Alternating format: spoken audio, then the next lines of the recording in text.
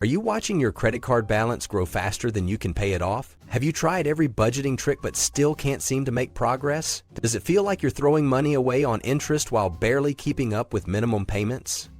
I'm Bernard, and I turn my financial research into fun videos. Recently, I've been diving deep into an interesting credit card payoff strategy that's been quietly helping people eliminate their debt even while living paycheck to paycheck. It's called velocity banking, but with a crucial twist for credit cards. Here's what's fascinating. While most debt payoff advice tells you to cut up your cards and close your accounts, this strategy actually uses your credit cards as a tool to eliminate debt faster. I know it sounds counterintuitive, but the math behind it is absolutely solid, and I'll show you exactly how it works. Many people think they need a huge income or perfect credit score to get out of credit card debt. But what I've discovered through my research shows something different. There's a systematic approach that works even if you're living paycheck to paycheck, and it doesn't require any complex financial knowledge. In this video, you'll discover a complete strategy to transform your credit card debt into financial freedom. And I'm not talking about some get-rich-quick scheme or balance transfer tricks. This is a proven mathematical approach that banks don't want you to know about. Here's exactly what you'll learn. 1. How to cut your debt payoff time in half even if you're living paycheck to paycheck. 2. The strategic payment timing that reduces interest charges even if you have a high APR. 3. How to improve your credit score while paying off debt even if you have maxed out cards. 4. A simple way to create an emergency fund buffer even if you have zero savings right now. 5. The advanced techniques that accelerate your progress once you hit certain milestones. Let's start with a truth that might surprise you. The average person with credit card debt isn't dealing with luxury purchases or reckless spending. They're dealing with life happening faster than their paycheck can handle. And that's exactly where this strategy becomes powerful. Now, before I show you how this works, you need to understand something crucial about credit card debt that most people miss. Your credit card isn't just a bill, it's actually a flexible financial tool. This shift in perspective changes everything about how you'll approach this strategy. Let me show you exactly how this works using real numbers. Imagine you make $5,000 a month, which is close to the median American income after taxes. Now, like most people, you probably have around $2,500 in fixed expenses that can't go on a credit card. Things like rent, car payments, and utilities. This leaves you with another $2,500 in flexible expenses. But here's where it gets interesting. Most people treat their credit card minimum payment like any other bill, putting it in that fixed expense category. This is actually the first major mistake. When you understand how credit card payment cycles work, you can use them to your advantage in a way that most people never realize. Let me walk you through the exact process, but pay close attention to this next part because it's where most people get confused and give up. The key is in the timing and the psychological shift in how you view your credit card. The velocity banking credit card strategy works in cycles. Each cycle has 4 specific steps, and missing any one of them will break the system. Think of it like a combination lock where each number needs to be exactly right. And yes, this works whether you're paid weekly, bi-weekly, or monthly. You'll just need to adjust the timing of your payments accordingly. Step 1 is understanding your true cash flow, not just your income and expenses, but the actual timing of when money moves in and out of your accounts. Most people skip this step and jump straight to trying to pay off debt, which is like trying to fill a leaking bucket without finding the hole first. Here's what you need to do. Take your last 3 months of bank statements and credit card statements. Don't just look at the totals, look at the dates. You're looking for patterns in when large expenses hit and when you have the most available cash. This information becomes your strategic advantage. What if you have multiple income sources? Even better, note when each one typically arrives and plan your strategy around your largest predictable deposits. Let's say you discover that you always have the most available cash on the 5th of each month, right after your biggest paycheck hits. This becomes your power day, the day when you'll make your strategic move. Now, this is where the strategy gets counterintuitive, so stay with me. Instead of making the minimum payment on your credit card, you're going to make a much larger payment using almost all of your available cash. I know this sounds scary, but remember what I said about perspective shift? Your credit card isn't just a bill anymore, it's your operating account. Here's the mathematical magic that makes this work. Let's say you have a $10,000 credit card balance with a 25% APR. The minimum payment is typically around $400. In a traditional approach, you'd pay that $400 and try to put any extra money toward the balance. But with this strategy, you're going to pay $2,500 right away. Now, this is where people usually start panicking. But Bernard, I need that money for expenses. Yes, you do. And here's where the strategy gets clever. You're going to use your credit card for those expenses anyway, but by paying a large sum first, you've already reduced your interest-bearing balance by $2,500.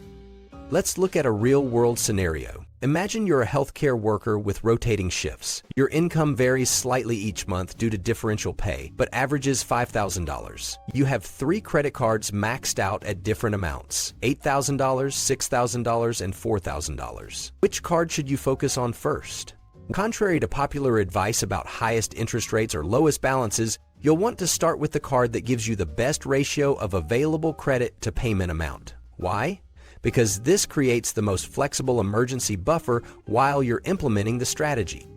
Think about what just happened with our original example. Instead of carrying a $10,000 balance all month and paying interest on the full amount, you immediately dropped it to $7,500. Yes, you'll add charges back as you use the card for expenses, but you've reduced your interest-bearing balance for a significant portion of the month. Let's break down the numbers. On a $10,000 balance at 25% APR, you're paying about $208 in interest each month.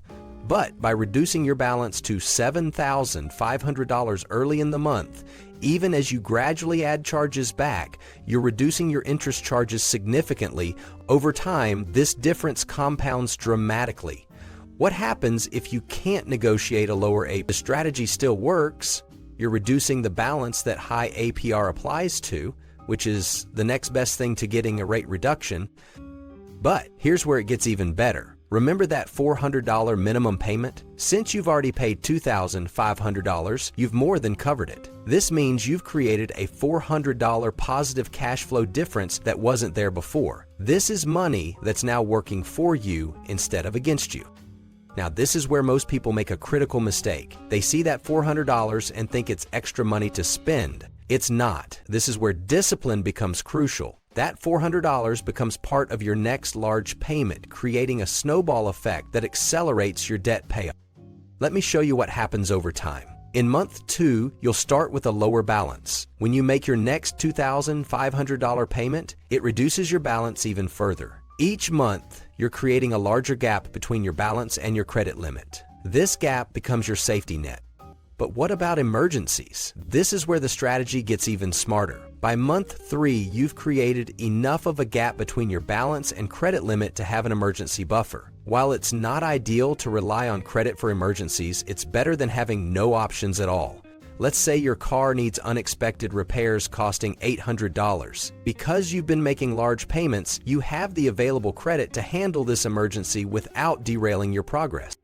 Here's another powerful aspect of this strategy. It actually helps improve your credit score. By making large payments early in the billing cycle, you're reducing your credit utilization ratio, which accounts for about 30% of your credit score. This improvement in your credit score opens up more opportunities for accelerating your debt payoff. What if your credit limit gets reduced? This is a valid concern, and it can happen. The key is to maintain consistent payment patterns and keep your utilization trending downward. Credit card companies are less likely to reduce limits on accounts showing regular large payments and responsible usage patterns. Around month 6, something incredible starts happening. Your credit score has likely improved enough that you can start exploring balance transfer opportunities or even consolidation loans at much lower interest rates. But unlike most people who get these offers, you already have the discipline and system in place to use them effectively. The real power of this strategy isn't just in the math, though the math is solid. It's in the psychological shift it creates. You're no longer a victim of credit card debt. You're strategically using credit as a tool. This shift in mindset is what makes the difference between temporary fixes and permanent solutions. Let me be clear about something. This strategy requires discipline. You can't use it as an excuse to spend more or take on new debt. It's a systematic approach to eliminating existing debt, not a license to create more. Think of it like a powerful medication. It works incredibly well when used exactly as prescribed. Consider this scenario. You're following the strategy perfectly when suddenly you lose a week of work due to illness. Don't panic. This is exactly why we created that credit buffer in the early months. You can temporarily reduce your large payment while maintaining the minimum. Then resume the strategy once you're back on track. The key is not letting a temporary setback become a permanent derailment. By month 12, if you followed this strategy consistently, you'll typically see your balance reduced by 40 to 50%, even accounting for interest charges. This isn't just theory, these are real numbers based on mathematical principles that banks use themselves. Have you ever wondered why banks offer balance transfers and consolidation loans? Because they understand the power of strategic debt management. Want to accelerate your progress even further? Here's where you can apply some advanced techniques. Once your credit utilization drops below 30%, you can start strategically requesting credit limit increases. Each increase improves your utilization ratio, which can lead to better terms and more opportunities for optimization. Remember those fixed expenses we talked about at the beginning? As your credit improves, you might find opportunities to refinance some of them at better rates. This creates even more available cash flow that you can direct toward your debt payoff strategy. Here's a practical example. Let's say you have a car loan at 6.9% APR with a $400 monthly payment. After 6 months of following this strategy, your improved credit score helps you refinance to 4.5% APR, reducing your payment to $350. That extra $50 monthly goes straight into your debt payoff strategy, accelerating your progress even further. The key to making all of this work is staying focused on the end goal. Every time you make a purchase, every time you make a payment, you need to think about how it fits into your strategy. This isn't about deprivation or extreme budgeting, it's about being strategic with every dollar. Think about where you want to be in 24 months. With traditional minimum payments, you'd barely make a dent in your balance. But with this strategy, you could potentially eliminate your credit card debt entirely. And more importantly, you'll have developed the financial skills and discipline to stay debt-free. Have you noticed how this strategy differs from conventional wisdom about credit card debt? While others might tell you to cut up your cards and close your accounts, this approach teaches you to master the tools that got you into debt in the first place. Isn't it time you took control of your financial future?